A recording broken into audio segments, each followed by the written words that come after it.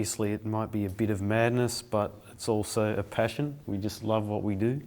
You have to, because it's clearly not just for the financial gain. That's one big thing about it, of course. It's a living as well, but yeah, you just poke at it or get out. Keep going. So it is. It is what it is. It's a life choice. You look at the upside too, where we're a floodplain, so you dig an excavator as deep as you want. You've got luminous, beautiful soil, and we've got a river system with a good, secure water, supply. So it is what it is. We are farmers, and that's what we do. So we've got beautiful farmland. Yeah, trade-off. We do get these floods, and last few years we're getting a lot of rain, so floods are more prone. As much as it's hard to swallow, there's a lot of effort and there's a lot of money, then a lot of heartache that goes into it. But it is what it is, and that's just part of farming. For us, we've got another farm that's out of the flood, and back when it was before the flood broke, we're worrying about where we're going to get our water from, and what's the water from. So at the end of the day, when you farm, it's one of those things. It's too wet, too cold, too hot, too dry. It is what it is. If you like farming, you get back out and you do it again, and you do it all again tomorrow. It's just part of life. Friday morning I started moving the low stuff down the bottom, and it got to about lunchtime Friday, and I went, nah, we've got to take it all out. Because we get landlocked where we are, so we've got to make a call early. We can't let it come to 10.5 metres like other people can, We get the road can be blocked at 8.5, would have got to 8.6. The road can be blocked at, say, about 7.5 metres, so if it looks like getting anywhere near there, we need to get the whole kit and caboodle out to higher ground before we get stuck in there. You know what, sometimes you feel silly, like lunchtime Friday I thought, we thought, are we being overcautious here? I think that's how you feel. You feel stupid. We're going to look stupid moving the entire show, but I think you'd look more stupid getting caught in there. Yeah. So you just go, you know what, if we've got to drive everything, spend a day to drive everything back in here and clean the sheds, so be it. I think it's a much more safer way to think about it than being a bit complacent and waiting for it to get too close, Once it's here, once the flood comes, you don't have a second chance. Once the water's there, there's no going back to get stuff out. You're not driving machinery through. Too much money worth of equipment to be leaving it to the last minute and driving through flood water and all that sort of thing. And you really got to know where your farm is located and what the river does, how it does flood, because like Trudy said, some people can leave it later because they don't get blocked in. We're a similar situation. Freeman's Beach we're a little bit higher, but Cornwallis, that flood's easy. So once Cornwallis goes under, it becomes an island. And then where we are on our farm, we've got the breakaway, we usually close first, and then we've got the butterfly farm that will close. So then we become another island where you can't get machinery, and then where we take it up to Grono Point, that's another area where a section of it floods. And the last flood that we're doing, the last load, we're getting all the equipment out, the water's up to my headlights of my truck. That was the last load. We're driving through that section, through the water, the wheels up to your mudguards and things. So you really got to know, what time. And that last time it came up really, really quickly, that it didn't close Buttsworth Creek, but the Grono Point closed. There's a lot of water there, so it closed early. So that's a big juggling act. And when you've got millions of dollars of machinery sitting there, that's what takes the time, and that's why you got to be prepared. And that's why you just got to do those sometimes for nothing, that pain in the arse and packing up, because once it actually comes, sometimes you don't get enough warning, and it's all too late. Yeah, like the big flood, the 14-metre flood. I remember packing that flood and thinking, we'll contemplate, we don't have to pack up. We don't, between me, Dad, and Justin, we don't have to pack up. It's it's not going to be that high. It's not going to be that bad. And all of a sudden, looking out the office window and seeing a line of traffic on Freeman's Beach Road, and jump onto Facebook or realise that they'd shut North Richmond Bridge. Once they shut North Richmond Bridge, we're starting to get blocked in. So then this realistic reality hit in that we're running out of time. We don't have time. We've got to move. And at that stage, we'd half packed up. We hadn't pulled all the furniture out of the office.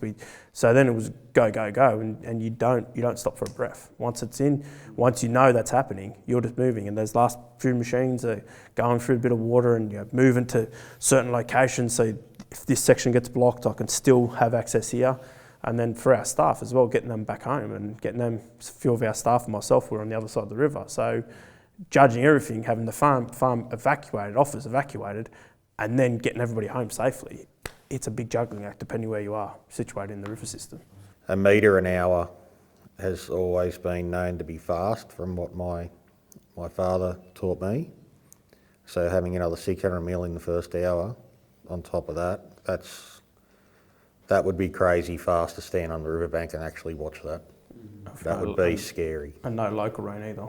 Yeah, no local scary rain. part. So that could have just been a catastrophe waiting to happen if we got even half or 3/4 of the amount of the rain they got in the southern highlands or on the south coast. So if that was more widespread, yeah, probably the town would have been teetering on the edge, I'd say.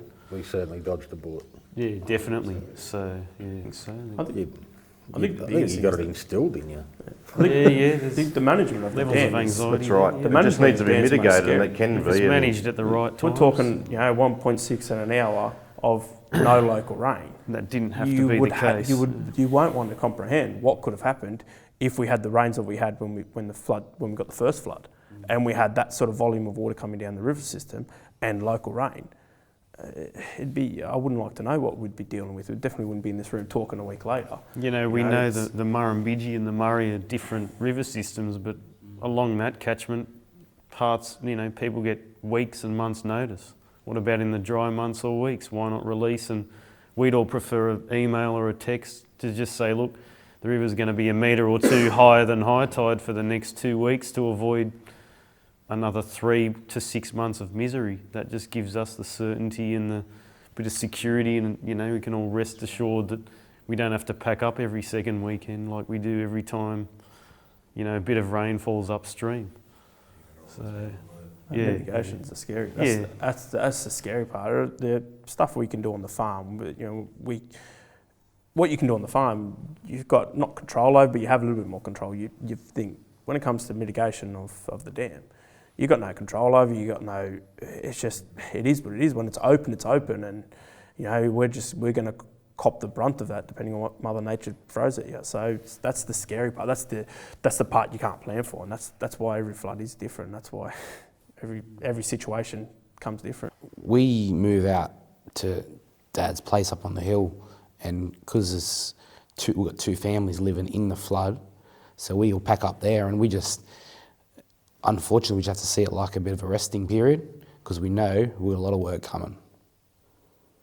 Yeah, so we just take it easy, and we know we're going to have to get stuck into it the next few weeks and months. But to go with the mindset of Yeah. getting anxiety and poor me, Yeah, you can't. you do know that everyone else is in the same boat. Yeah, that's right. You're not alone in it. You can obviously see everyone around you's going to be feeling exactly what you're feeling. So, if you're having a tough time financially, mentally, physically, there's plenty of guys around that are probably feeling the same way. So you can't really, you're not going to sit there and bash your head up against the wall. It's not going to help anyone. It's not something that you've done to cause it. It's just, it is what it is. And unfortunately, those times you can't. You got to think of the good times. You got to think what's at the end of the road. If you put the years, the months and years after, it's everything goes back into it. In terms of when we first got the flood, your motivation, it's a different sort of motivation. You sort of, the first couple of years, you motivate just to get by, just to get back to a normal, and it feels, you forget what the feeling was prior to having these floods of what motivates you at the time. It's just, it takes a lot out. Yeah, it has to, but you've got to try to stay as positive as you can. We're a community. There's people around you. Like Paul said, you go talk to people, and you've got to keep your mental health strong, because you won't have enough strength to get back out there, and you won't have enough inspiration to get back out and go do it again. Your mental health's a big part of it. That's a very important part that you've got to consider.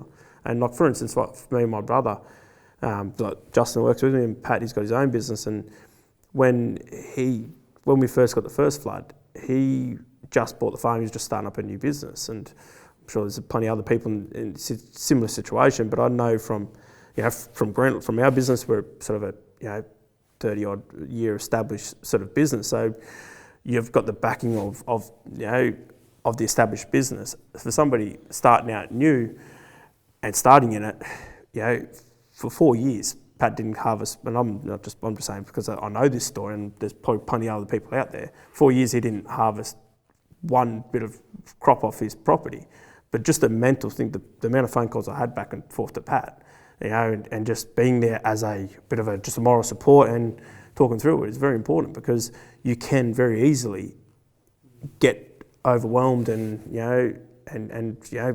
get too much for you. So you've got to have that support. You've got to have somebody you can just talk to, and you get emotional about it, but it's a very important part. Your mind's got to stay strong. You've got to stay focused.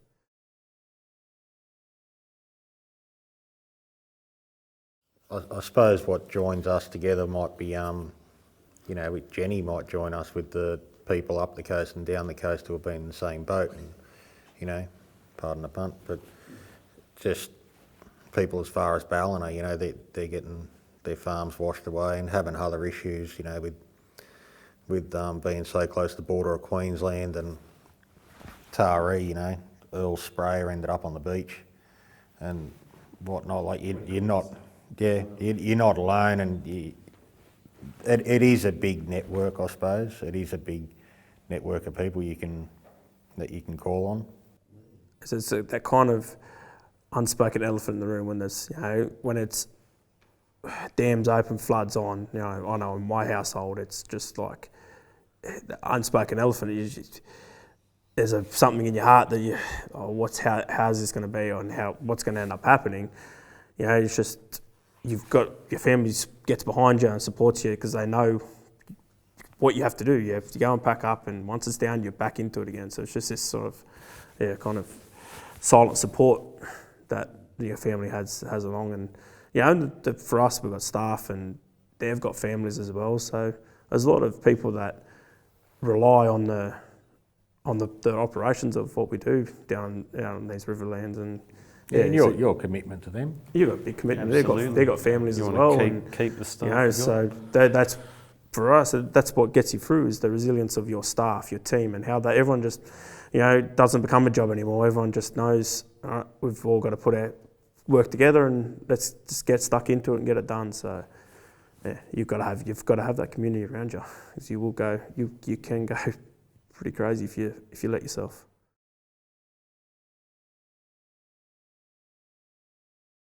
Oh, absolutely. Definitely. To a degree of the things that we can do that's in our power, we definitely do it, and we do it a hell of a lot better than we probably did 3-4 years ago.